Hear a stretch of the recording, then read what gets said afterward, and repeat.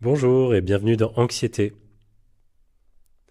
Dans cet épisode, j'ai le plaisir de recevoir pour la première fois une psychologue. Il s'agit de Laura de Miras qui m'a accordé un entretien dans lequel on parle essentiellement donc de TCC, donc de thérapie cognitive et comportementale.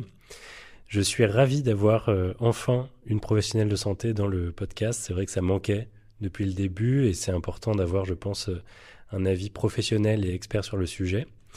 Donc on a cette discussion avec Laura sur son activité, sur en quoi consiste en fait la TCC dans la pratique, comment faire de la thérapie en ligne et comment se méfier aussi des thérapies ou des thérapeutes qui ne sont pas forcément fiables. Voilà. Avant de vous laisser avec notre entretien, je vous rappelle que vous pouvez vous abonner et mettre une note à ce podcast si celui-ci vous plaît. N'hésitez pas, ça permettra de faire connaître ce podcast au plus grand nombre. Merci et bonne écoute.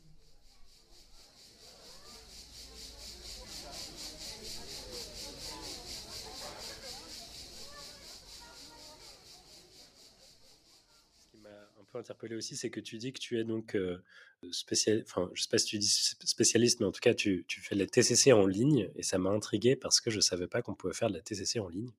Mmh. Voilà, il y a plusieurs choses, je pense qu'on peut aborder pendant cet entretien. Euh, le mot TCC revient souvent, l'acronyme en tout cas. Oui. Et même parmi les différents témoignages que j'ai pu avoir jusqu'ici, ils sont nombreux à parler de la TCC. Euh, J'aimerais bien, si c'est possible, ouais, qu'on donne peut-être une définition de ce que c'est. Mmh.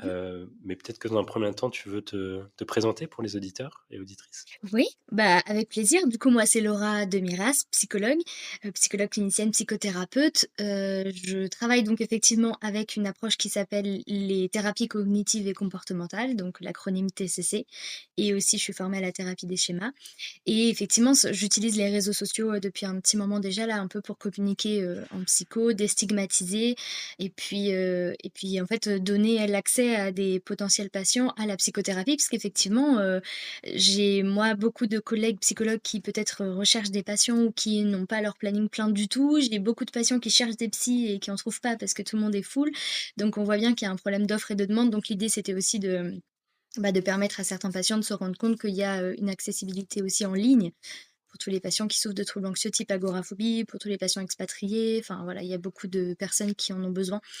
Donc voilà. Ça, c'est pour qui je suis. Après, pour les TCC, c'est vrai qu'on en entend beaucoup, beaucoup parler. En fait, pour faire simplement, c'est une approche en psychothérapie. Il y en a plein, hein, des approches. Il y a la psychanalyse, il y a l'analyse transactionnelle, l'ICV, ceci, cela. Il y en a une tonne. Et les TCC en fait partie. Et c'est vraiment une approche dans laquelle on va se centrer sur ce que vit mon patient maintenant. Donc, dans quel cercle vicieux il se trouve. Et en général, dans le cercle vicieux, on retrouve des problématiques sur le plan émotionnel, donc des émotions qui sont vécues, qui sont parfois mal identifiées ou qui parfois font peur. Là, on parle encore d'une émotion. Les émotions, comment on les régule aussi, comment elles se déclenchent et bien souvent, dans les troubles anxieux, le problème c'est, en fait, quelle relation j'ai à mon anxiété. Souvent j'ai une relation assez pathologique à mon anxiété. J'ai peur d'elle, je l'évite à tout prix, je cherche à la supprimer à tout prix. Enfin donc, il va y avoir un travail autour de l'émotion. Et en lien avec les émotions, il y a les pensées. Parce que souvent, quand on ressent une émotion, on a des pensées. Alors, quand je dis pensée, c'est plutôt cognition. C'est pas toujours des mots dans la tête directement. Ça peut être des images mentales, ça peut être des impressions, des sensations qu'on peut retranscrire après sous la forme de pensées, de mots. Et ça aussi, ça va beaucoup impacter et souvent ça nous amène, à être dans un cercle vicieux parce qu'en fait, nos pensées renforcent nos émotions et notamment notre anxiété qui elle-même renforce nos pensées et on trouve ça par exemple beaucoup, bon, dans tous les troubles anxieux, mais dans le trouble panique, quand on a peur d'avoir peur, peur de faire une crise d'angoisse et que ça nous empêche après de vivre, beh, souvent on a des pensées: «Oh là là, ça va mal se passer, je vais faire une crise d'angoisse». Du coup, on se sent anxieux, du coup on se dit: «Ah bah voilà, je savais que j'allais me sentir anxieux, ça va pas, donc j'ai encore plus peur et donc je suis encore plus anxieuse» et donc là, on est dans le cercle vicieux. Et en lien avec les pensées et les émotions, on a les comportements. Parce que en général, on réagit à ces pensées et à ces émotions par des comportements qui malheureusement vont nous soulager à court terme, mais vont renforcer notre peur à moyen long terme. Je pense par exemple aux évitements. Beaucoup de personnes anxieuses évitent les situations qui sont anxiogènes et en fait en évitant bah, on est soulagé à court terme, on se sent mieux, on se dit: «Bah, voilà, j'ai bien fait de pas y aller parce qu'on sait pas ce qui se serait passé». Et en fait, le fait d'éviter va renforcer la peur. La fois d'après, je vais encore moins réussir à me confronter, encore plus me dire que j'ai bien fait de pas y aller, encore plus avoir peur et donc hop, on est dans le cercle vicieux. Donc les TCC, c'est travailler sur ces 3 aspects-là, les liens entre ces 3 aspects, le cercle vicieux, en lien avec son histoire de vie évidemment et puis, en lien avec, comment on fonctionne de manière générale bien sûr, mais voilà, trouver des stratégies pour sortir du cercle vicieux et avancer, voilà. Ok, c'est super intéressant. Ça me fait plaisir parce que c'est vraiment très bien structuré. Tu dis que le trouble panique, c'est un des troubles anxieux. Oui. Combien est-ce qu'il y a de troubles anxieux? Est-ce qu'on peut les nommer? Alors, combien est-ce qu'il y a de troubles anxieux? Ouais, bien sûr. Alors, attends, tu sais quoi? Je vais prendre mon DSM-5, comme ça, je vais pas dire de bêtises et je vais surtout pas en oublier. C'est le manuel diagnostic statistique des troubles mentaux. Parce que le faire de tête, c'est comme les 7 nains, je vais toujours en oublier un. On a, bon, en tout cas, j'en ai déjà en tête le temps que je retrouve exactement, mais on a le trouble d'anxiété sociale, la peur du regard des autres, du jugement des autres, le trouble panique, donc la peur d'avoir peur, peur de faire des crises d'angoisse avec des crises d'angoisse récurrentes. On a l'agoraphobie, la peur de sortir, de pas pouvoir s'échapper dans des lieux extérieurs. L'agoraphobie, c'est pas que la foule, hein, c'est aussi des lieux extérieurs, soit des grands lieux, soit des petits lieux, les moyens de transport, les choses comme ça. On a l'anxiété généralisée. Donc ça, c'est la peur de manière générale de, un petit peu toutes les situations avec une intolérance à l'incertitude. On a l'anxiété de séparation. On s'en retrouve beaucoup chez les enfants, notamment, c'est plutôt un trouble diagnostiqué chez les enfants. On a, bah oui, bien sûr, la phobie spécifique. Donc ça, c'est, une peur spécifique d'une situation, la phobie de l'avion, la phobie de l'araignée, voilà, c'est pas généralisé, c'est pas plein de situations qui ressemblent, mais c'est vraiment un truc en particulier. Et pour parler de phobie, c'est que c'est vraiment très intense, hein, c'est pas juste une petite peur comme ça. Que je regarde, anxiété sociale, j'ai dit, trouble panique, je l'ai dit, agoraphobie aussi, anxiété généralisée aussi, et puis après, il y a les troubles anxieux dus à une autre affection, ça, voilà, c'est autre chose. Et les troubles anxieux non spécifiés, bon, voilà. Mais les plus grands, c'est ceux-là. Bon, j'en avais pas D'accord. oublié, finalement. Ok, super. Et est-ce que chez des patients, on peut cumuler, par exemple, des troubles Oui, anxieux? bien sûr, c'est même fréquent en fait, hein, ce qu'on appelle des comorbidités. Alors parmi les troubles anxieux, je les ai pas cités parce que c'est pas des troubles anxieux, en tout cas ils sont pas catégorisés comme ça dans le DSM, mais on retrouve quand même beaucoup d'anxiété dans ces troubles-là. Il y a aussi les TOC et les phobies d'impulsion, qui sont du coup des troubles obsessionnels compulsifs, donc ça fait pas partie des troubles anxieux dans les catégories DSM, mais bon, dans la vraie vie, il y a beaucoup d'anxiété et ça rentre quand même dans ce contexte-là. Et oui, bien souvent, il y en a plusieurs. Donc avec notamment, souvent l'anxiété généralisée est très, très associée à plein d'autres, troubles, parce que, ben, voilà, c'est un trouble qui génère beaucoup d'intolérance à l'incertitude, où on va avoir beaucoup de ce qu'on appelle en TCC des pensées dysfonctionnelles, donc on va beaucoup lire dans les pensées des autres, lire dans l'avenir. Donc ça va souvent on retrouve souvent un peu d'anxiété sociale, on retrouve souvent, des phobies spécifiques, voilà, bon, ça va souvent ensemble. C'est très rare, enfin moi j'ai eu très peu de patients avec un seul trouble anxieux simple, voilà. D'ailleurs dans la formation TCC, ils nous demandaient de faire un mémoire et ils nous demandaient justement de trouver un patient dans lequel, la clinique du patient, c'était juste un trouble et en fait, c'est hyper compliqué parce que la plupart du temps, ça n'arrive pas, enfin c'est très peu fréquent. C'est très rare, ok. Mmh. D'accord. Bah, c'est très clair. Je pense que c'est ce qui explique peut-être pourquoi, dans l'esprit de certains, ou en tout cas dans le mien, il y a parfois une confusion. J'avais tendance à penser que en fait, les troubles de l'anxiété, c'était le trouble panique, alors que le trouble panique fait partie des troubles de l'anxiété. Ça me fait aussi me rendre compte que il y a quand même beaucoup d'études que j'ai pas encore lues sur le sujet déjà, et que voilà, c'est important d'avoir un savoir qui est quand même assez précis. C'est pas pour rien qu'il y a plusieurs années d'études pour devenir Mmh. thérapeute, psychologue, en tout cas diplômé, et psychiatre diplômé. Donc voilà. Je pense que c'est important de le savoir et de le noter, parce que c'est assez fréquent, je trouve. Je sais pas si tu as la même impression, mais je trouve ça assez fréquent de voir des informations totalement erronées sur les réseaux sociaux notamment. Surtout quand à la clé, il y a des traitements, entre guillemets, des traitements miracles ou des formations payantes en Oui. ligne ou ce genre de choses. Comment est-ce que toi, tu fais en tant que psychologue en ligne pour ne pas être catégorisé comme tel, comme une formation abusive ou trompeuse ou ce genre de Mmh. choses. Alors ça, c'est intéressant. Bon, déjà, moi, avec le titre que j'ai un numéro ADELI, un numéro RPPS qui permet à chacun de vérifier, aussi les diplômes que je peux avoir et ce que je dis parce que être psychologue, tout le monde peut se dire alors en fait non, hein, dans la vraie vie, on peut pas se dire psychologue si on l'est pas parce que c'est un titre protégé. Donc on n'a pas le droit de dire qu'on est psychologue si on ne l'est pas pour de vrai, mais bon, on est psychopraticien, psycho je sais pas quoi, bref, il y a des trucs qui permettent quand même de vérifier, la véracité des propos et puis après, surtout moi, ce que je fais sur les réseaux sociaux n'a pas pour vocation, de trouver des patients. J'en prends plus d'ailleurs pour le moment parce que j'ai mon planning qui est chargé. Ça a vraiment pour vocation de communiquer sur la santé mentale, pour déstigmatiser et pour donner des informations. Donc du coup, il y a pas forcément, ce truc-là de commercial qu'il peut y avoir parfois avec d'autres comptes, même si je vais quand même sortir un programme en ligne prochainement d'ailleurs sur l'anxiété. Donc il va y avoir un peu de ça, mais mon objectif et je pense que c'est vraiment ça qui permet de différencier, un peu le charlatan de la personne qui vraiment propose un truc, c'est, le positionnement. Moi, le programme en ligne que je vais sortir, il a pour objectif de vous aider, mais à aucun moment je vais dire que c'est magique, à aucun moment je vais dire que c'est juste avec ça qu'on va pouvoir s'en sortir.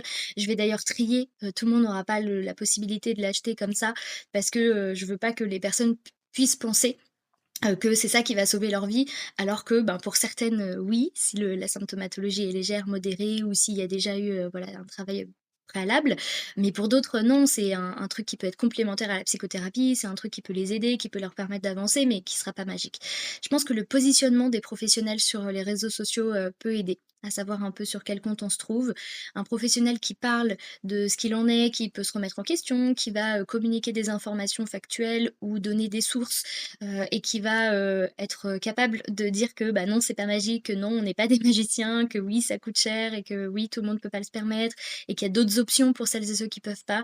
Je pense que là, c'est intéressant. Un professionnel qui est à fond sur son truc, il y a que ça qui existe et il y a que ça qui marche et en plus c'est magique et regardez ma vidéo et en 5 minutes vous allez aller mieux.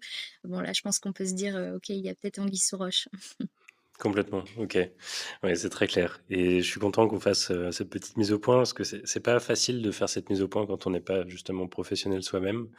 Je pense que c'est quelque chose que j'aimerais continuer à faire avec d'autres, entretiens, je pense que plus on donne la parole à des professionnels, sérieux et sérieuses, plus on donne de clés aussi, aux internautes et Bien sûr. aux anxieux et anxieuses de trouver Mm. une bonne thérapie, quoi. Ouais et puis je pense que ce qui est important aussi, c'est tous les professionnels, ce que j'ai oublié de le dire, mais quand même, qui vont chercher, qui vont envoyer des messages privés ou des commentaires pour dire, «Viens voir, ce que je fais» ou «Je prends des nouveaux patients si ça t'intéresse». Moi, je trouve que c'est un peu red flag parce qu'en fait, si on fait ça, c'est qu'on cherche quand même un peu à avoir des patients, des clients ou peu importe comment on appelle et donc on fait ça un peu avec ce profit de l'argent derrière, ce qui est pas totalement faux. Je veux dire, on a quand même besoin de gagner notre vie et bien sûr que on a aussi besoin de visibilité et on va pas mettre ça de côté. Mais le but premier pour moi, pour être un professionnel qui reste dans l'éthique, la déontologie et voilà, c'est d'abord de chercher à partager des informations, de chercher à ce que les gens les entendent et pas, d'avoir des patients en plus ou, d'avoir de l'argent en plus. Donc pour moi, c'est aussi un red flag, hein, les pros qui vont aller chercher comme ça, les patients ou les clients dans les commentaires ou dans les messages privés, à Ouais. éviter. Ça franchit vraiment un cap, qui est un peu Mmh, limite de mmh. déontologie. Je pense que je connais pas les règles de déontologie des psycho, thérapeutes et des enfin, en tout cas, des professionnels de santé, mais je trouve que là, ça on franchit vraiment un ouais, c'est vraiment border. Parce que Ouais. il y a aussi quelque chose dans la thérapie, c'est que enfin, en tout cas, j'ai l'impression, c'est que, hem on n'incite pas quelqu'un à aller faire une thérapie, enfin, on ne force pas quelqu'un à aller faire une thérapie, il faut que ça vienne de soi. On peut conseiller, on peut toujours, offrir, enfin, montrer qu'il y a des opportunités, des possibilités de thérapie qui existent, offrir de l'information et cetera. Hem, mais inciter, forcer, à la thérapie, c'est pas une bonne idée, quoi. Non, puis ça marche pas, enfin, ça peut dans certains contextes, hein, si c'est le conjoint, la conjointe, et que la personne vient un peu forcer et puis qu'après il y a une motivation qu'on dit intrinsèque, qui petit à petit se met en place, ça peut marcher. Mais, il faut quand même, être, en accord avec soi-même pour commencer la thérapie, il faut être en confiance. Ce qui marche le mieux souvent on entend: «Oui, les TCC, ça marche super bien, c'est validé, nin nin nin». Oui, c'est vrai, mais ce qui est aussi validé, c'est que ce qui marche le mieux pour l'efficacité de la thérapie, c'est pas l'approche, hein, c'est, la relation avec son psy. Comment je me sens en confiance, comment je me sens, écoutée, comment, je perçois l'autre et en fait, bah, si on se sent forcé, si on consulte un peu, à reculons, ça va pas coller et ça va pas durer et puis surtout après on va avoir une mauvaise expérience de la thérapie, qui est pas intéressante.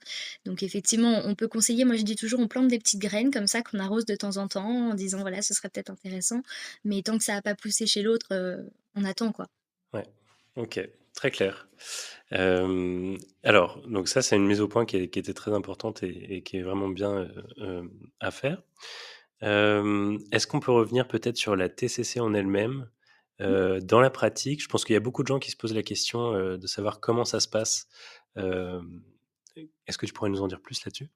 Oui, complètement. Alors bon, faut savoir que chaque, psychologue travaille un peu à sa façon, donc même si on est formé, 3 psychologues formés au TCC vont pas forcément travailler de la même façon avec les patients.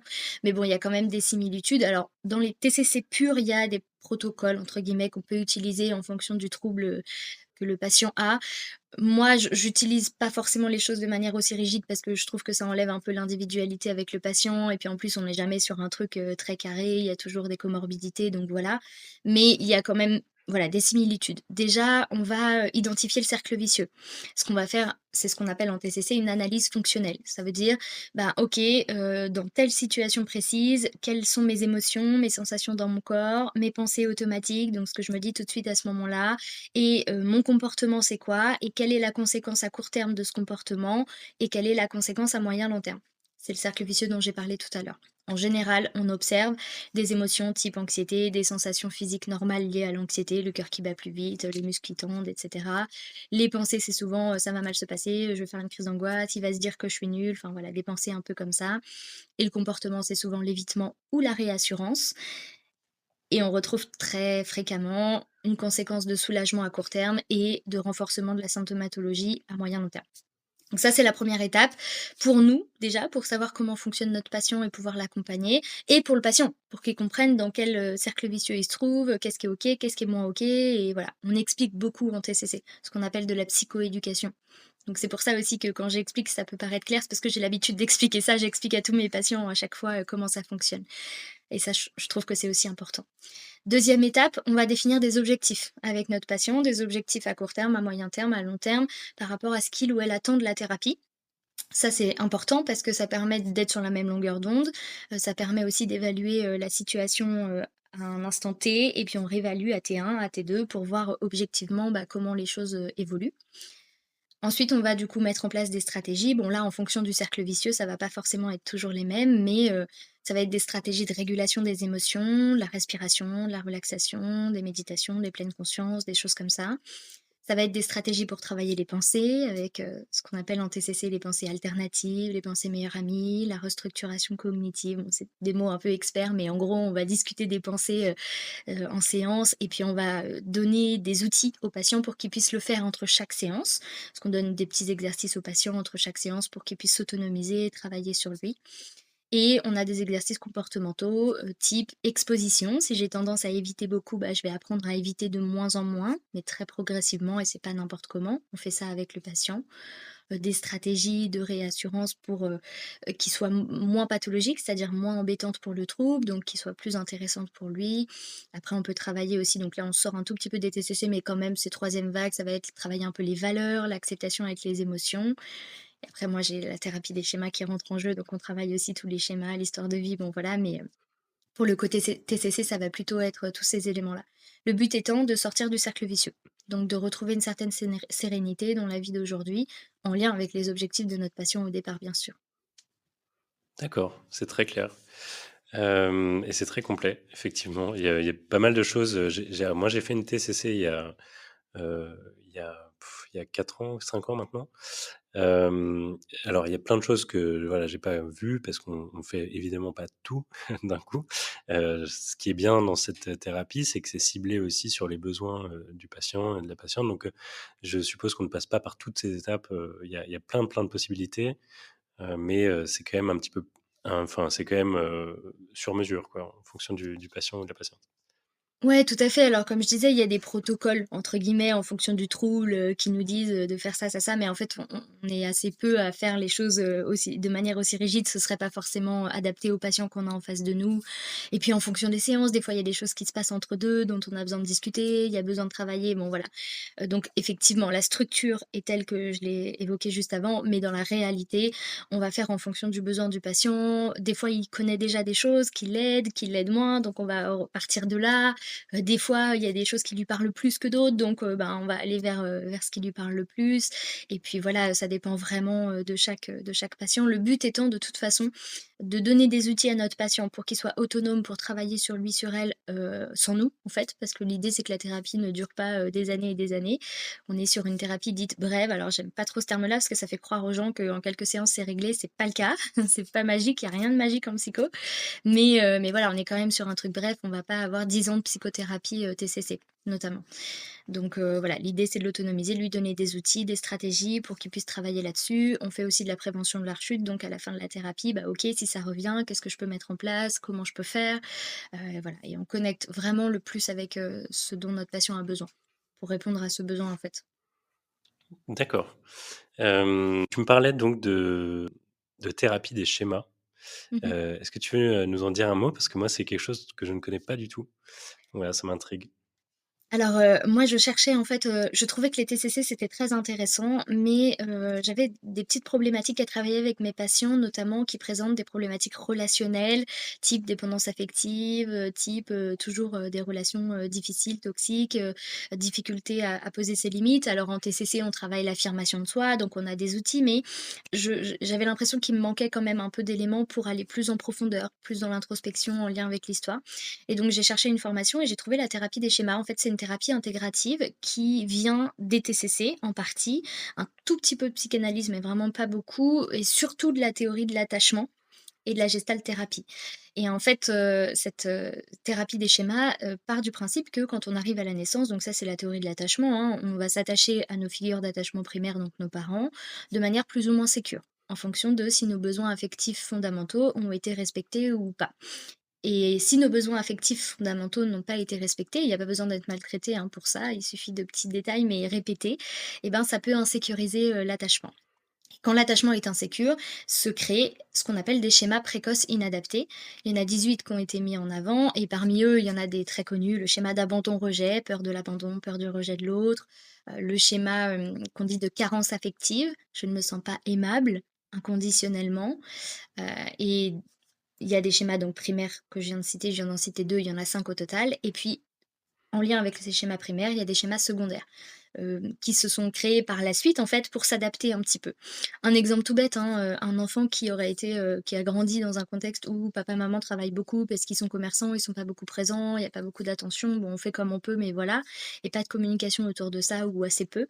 Bah du coup peut-être que cet enfant va développer un schéma de carence affective parce qu'il va pas se sentir aimé inconditionnellement, d'autant que peut-être ses parents seront assez exigeants avec lui à l'école, il faudra qu'il ait des bonnes notes. Voilà, on retrouve ce schéma fréquemment. Donc là, l'enfant va développer un schéma de carence et en fait, au fur et à mesure, il peut développer, pour compenser, des schémas secondaires de type idéaux exigeants. Donc ça, c'est perfectionnisme. Et ça, on le retrouve beaucoup où? Dans les troubles anxieux. On a beaucoup de personnes anxieuses qui sont perfectionnistes, aussi beaucoup dans les burn-out. On a beaucoup de personnes qui font des burn-out qui sont perfectionnistes. Et bien souvent, donc c'est ce schéma d'idéaux exigeants qui va générer l'anxiété, la pression qu'on va se mettre et tous nos comportements dysfonctionnels aujourd'hui. Mais ce schéma d'idéaux exigeant, il vient en fait du schéma de carence affective, mais qui est bien caché, hein, on le voit pas tout de suite, il est inconscient, c'est au fur et à mesure des échanges et du travail qu'on va s'en rendre compte. Et donc, bah, si on travaille que sur le cercle vicieux, c'est bien, ça va aider le patient, ça va lui permettre de vivre bien avec, mais le schéma de carence sera toujours là. Donc, il y a toujours des moments où ça va s'activer, des moments où ce sera encore un peu embêtant. Pour certains patients, c'est pas gênant, ça leur va bien, ils vivent bien avec, et dans ce cas-là, les TCC sont suffisants. Pour d'autres, ils ont besoin d'aller plus loin. Et donc, c'est là que, quand il y a besoin d'aller plus loin, moi, j'utilise ma formation thérapie des schémas pour aller travailler plus en profondeur sur les schémas sous-jacents à l'anxiété qu'ils vivent aujourd'hui dans l'instant présent.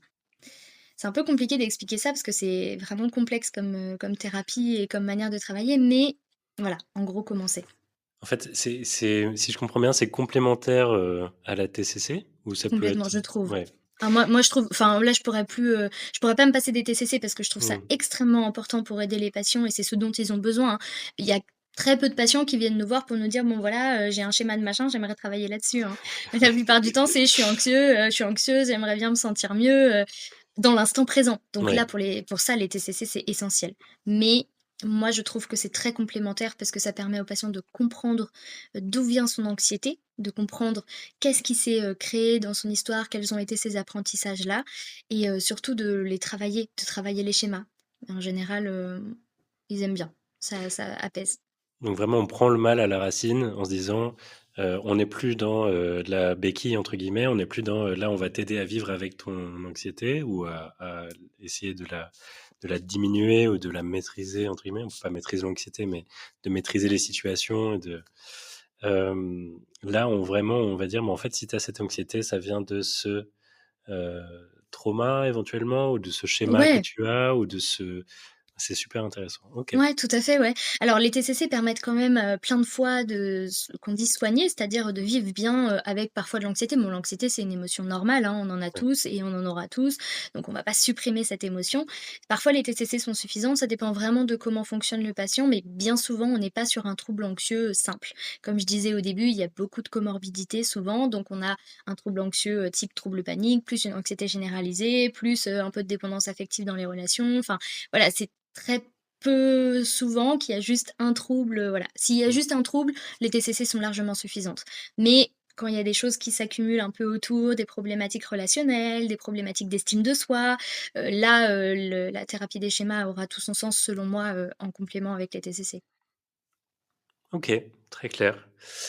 Alors juste avant de peut-être de passer à des conseils ou recommandations pour les anxieux, je voulais juste voir, avec toi, peut-être, éclaircir pour, les personnes qui nous écoutent. Comment est-ce qu'on fait pour faire concrètement une thérapie en ligne? Est-ce que c'est des visios? Est-ce que c'est au téléphone? Qu'est-ce que ça peut Ouais. être? Alors, il y a plein de d'options possibles. Moi, c'est visio. Pourquoi? Parce qu'en fait, on a besoin quand même, je trouve, d'avoir accès au non-verbal. Le non-verbal dit beaucoup de choses, et du coup, être en visio, c'est plus intéressant pour moi en tant que psychologue parce que ça me donne plein d'informations. Deuxième chose intéressante à la visio par rapport au téléphone, c'est que on s'expose en tant que patient au regard de l'autre pour de vrai, regarder un peu dans les yeux même si au travers d'un écran, d'avoir le retour non-verbal du psychologue aussi, enfin voilà, ça apporte plein d'informations qu'on n'a pas forcément au téléphone. Donc moi, je trouve et je pense que la plupart du temps, c'est comme ça. On fait au moins une première visio. Après, si ça peut être que par téléphone, on peut s'ajuster, mais la plupart du temps, c'est des visios. Comment on fait? Ben, en fait, on cherche un psychologue qui travaille en ligne, donc les réseaux sociaux permettent ça parce qu'on est pas mal, à avoir des réseaux sociaux, quand on travaille en ligne, mais sinon, sur Google, hein, psychologue en ligne, avec l'approche, par exemple, qu'on recherche, c'est suffisant et on peut avoir plein de noms. Après, il y a aussi ce qu'on appelle de la thérapie asynchrone, donc ça veut dire par message interposé. Je travaillais sur une application qui proposait ça, mais qui n'est plus. Il y en a d'autres qui font ça aussi, je crois. Ça peut être intéressant pour une première approche, de la psychothérapie ou pour des personnes qui ont des problématiques dites simples ou légères. Ça peut être suffisant et dans ce cas-là, ben, c'est par message interposé et voilà. Après, ça dépend vraiment du fonctionnement parce que moi, je trouve que c'est peut-être pas forcément suffisamment poussé, et ça permet pas forcément toujours d'aller, vraiment au bout du truc. Mais ça peut être une première approche et ça peut parfois permettre après de se lancer dans la thérapie. OK, très clair. Une dernière petite chose, c'est, je sais qu'il y a beaucoup de personnes qui sont freinées par, le prix de la thérapie, Mmh, enfin, qui sont freinées financièrement. mmh, Est-ce qu'il existe des dispositifs pour les personnes qui ont besoin ouais. peut-être de thérapie, mais qui n'ont pas les moyens de se l'offrir? Alors oui, il y en a, donc bon déjà il y a tout le service public, qui existe, donc notamment les centres médico-psychologiques, donc les CMP, il y en a, partout, donc dans tous les secteurs. Le gros problème qu'on a de ce côté-là, c'est que les listes d'attente sont très longues, on choisit pas son psy, donc il y a quand même des inconvénients, majeurs, mais bon, voilà, si on a besoin, ça peut quand même aider, dépanner et pas hésiter en tout cas à aller faire, la démarche de ce côté-là. Après, il y a des dispositifs aussi de l'État. Alors, je suis pas une experte là-dessus parce que moi, je suis pas conventionnée pour plein de raisons différentes. C'est pas encore très adapté ni pour nous ni pour les patients. Mais bon, c'est toujours mieux que rien s'il y a besoin. Et là, dans ce cas-là, pour trouver un psychologue conventionné, il faut aller sur Google, sur le site de l'État, marqué annuaire psychologue dispositif mon soutien psy. Et là, vous avez un annuaire des psychologues conventionnés. Il y a des inconvénients aussi là-dedans, tout le monde n'y a pas accès et puis il y en a beaucoup qui prennent déjà plus de nouveaux patients, mais pareil, ça peut dépanner. Troisième option, que je vous conseille si, les 2 premières ont pas marché ou que c'est pas OK, c'est d'aller voir un psychologue en visio, un psychologue qui a des tarifs, pas trop élevés non plus, 50 à 70 euros, et éventuellement d'envoyer un mail, d'expliquer votre situation. Et parfois, il y a des psychologues qui peuvent faire en fait, qui ont une grille tarifaire en fonction des situations et qui peuvent du coup faire un effort sur le prix. Il y aura quand même toujours besoin de payer parce que nous, il faut quand même qu'on gagne notre vie aussi. Et puis cette question de l'argent, elle a aussi du sens, hein, ça crée aussi de l'engagement dans la thérapie, enfin, c'est pas pour rien non plus que c'est payant, mais ça sera peut-être un petit peu plus adapté à vos revenus. Et puis, après, il y a aussi l'option de faire, une séance une fois tous les 2 mois. C'est pas assez, ça va pas assez vite, mais au moins vous aurez des outils pour travailler sur vous entre chaque séance et voilà, c'est toujours mieux que rien. Pour finir, il y a aussi les programmes en ligne qui existent, qui bon là, faut faire attention, on a dit tout à l'heure, mais il faut, il faut bien choisir. Mais il y a des psychologues, donc là, vous pouvez vérifier, hein, le numéro ADELI, le numéro RPPS sur les sites en internet. S'il y en a, c'est que c'est bon, c'est des vrais psychologues qui proposent des programmes en ligne. Ça remplace pas la thérapie, ça vous soignera peut-être pas, ça vous permettra peut-être pas, enfin, c'est pas magique, mais si vraiment il y a pas les moyens et qu'on a envie de travailler sur soi, ça peut être, une option. Ça peut être intéressant. Voilà, ça y est, j'ai fini. Merci, ouais, c'est très clair. Non, sur le deuxième point, je te rejoins sur le fait de, pas obligé d'aller, en thérapie, toutes les semaines. Ça peut être plus espacé. Évidemment, si on le fait une fois par semaine, ben, on se donne plus de chances, aussi de travailler, plus régulièrement, sur son anxiété. Mais, c'est pas indispensable, sachant que la TCC, elle est vraiment bien parce qu'on nous donne des outils pour travailler par soi-même. On nous donne des outils, par exemple, de méditation, de respiration, de réflexion sur nos pensées automatiques, ce genre de choses. Il y a vraiment pas mal d'exercices, entre guillemets, à faire qui sont intéressants et qui peuvent être faits en autonomie. Donc voilà. Mmh. Mais oui, complètement, hein. Tout à fait. C'est pour ça alors déjà une fois par semaine, franchement, c'est pas forcément plus efficace qu'une fois tous les 15 jours, par exemple, hein. Parce que, moi, les patients que je vois une fois par semaine, pour la TCC, donc les outils TCC, en général, entre chaque semaine, ils ont pas eu le temps de faire ce qu'on s'était dit parce que ça va trop vite, et en fait, du coup, 2 semaines, c'est très bien, ça suffit. Et sinon, oui, par rapport à cette question de l'autonomie, c'est pour ça que même une fois par mois ou même une fois tous les 2 mois, si on peut pas faire plus, c'est toujours mieux que rien. C'est pour ça aussi que des programmes en ligne associés, à des psychologues formés au TCC qui donnent des outils, j'en connais plusieurs, moi je vais en sortir un bientôt, mais peu importe, c'est vraiment aussi un truc dans lequel si c'est un programme dans lequel vous avez des outils, de respiration, de relaxation, des petits tableaux pour vous entraîner, des moyens, des questions, ça peut aussi déjà, apporter des réponses à certaines questions. Ça peut permettre après d'avoir, plutôt que de devoir faire après, 50 séances avec son psy, bah, on aura peut-être besoin d'en faire plus que 25 parce qu'on aura déjà plein d'infos et qu'on aura déjà, pu investir sur soi. Donc voilà, quand on n'a pas les moyens, il y a quand même des choses qui existent et qui peuvent permettre, d'avancer, de travailler sur soi. Ok, super. Est-ce que tu aurais pour finir un conseil ou des recommandations pour les anxieux, anxieuses qui nous écoutent? Quelque chose à conseiller? Mmh. Ah bah, déjà, de prendre le temps pour soi, c'est-à-dire de se réancrer dans l'instant présent. Souvent, quand on est anxieux, peu importe le trouble, on n'est plus dans l'instant présent. On est dans le futur, on est dans le passé, on est dans la culpabilité ou on est dans les anticipations anxieuses. Donc déjà de travailler sur le réancrage dans l'instant présent, de se rappeler que là, maintenant, tout de suite, ce qu'il en est, en fait. Ça évitera, d'être trop connecté avec toutes les pensées, futures ou passées. La deuxième chose, la respiration. Vraiment, je sais qu'il y en a plein d'entre nous qui le font pas parce que c'est chiant, parce qu'on n'y pense pas, parce qu'on a l'impression que ça sert à rien ou autre. Mais en fait, c'est physiologique et ça aide vraiment le corps à se détendre. Alors, il y a plein de respirations qui existent.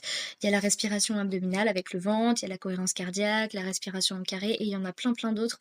Il y en a au moins une qui va aller avec comment vous fonctionnez et qui va vous convenir. Vous pouvez faire ça n'importe quand, même un tout petit peu tous les jours, c'est toujours mieux que rien. Et ça aide à s'ancrer dans l'instant présent aussi. Donc ça, c'est important.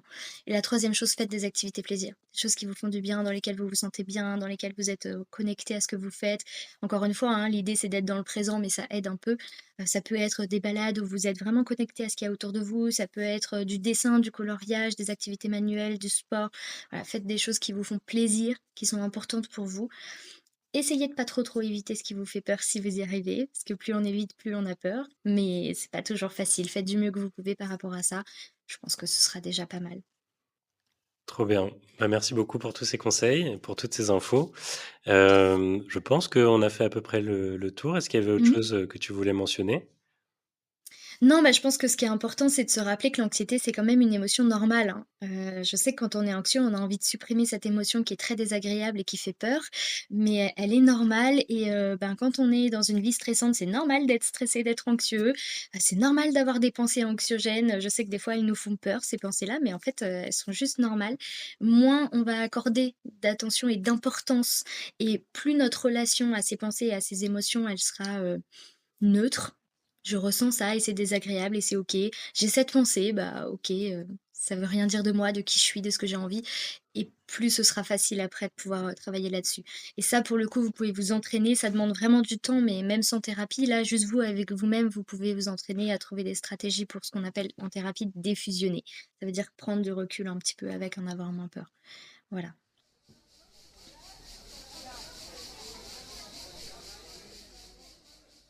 C'est la fin de cet épisode. Merci de l'avoir écouté jusqu'au bout. Merci également à Laura de m'avoir accordé de son temps et de m'avoir accordé donc cet entretien. Vous pouvez retrouver Laura sur Instagram.